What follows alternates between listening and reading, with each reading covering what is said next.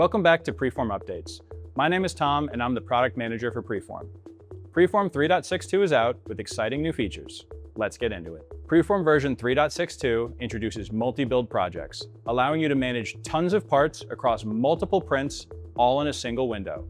Each build has a unique scene where you can import, prep, and print parts. Switch between builds with a single click in the New Builds list, and add a new build with the Add Build button, or the new Send to Build option in the context menu. New builds default to match your existing build settings, but with the gear icon, you can change printer type and material settings. If you need more space to arrange your parts, you can now drag parts outside your build, then orient and support them in free space. To learn more about projects in PreForm and new powerful features, click the link in the description below. And if you want early access to new features, try the Insider program.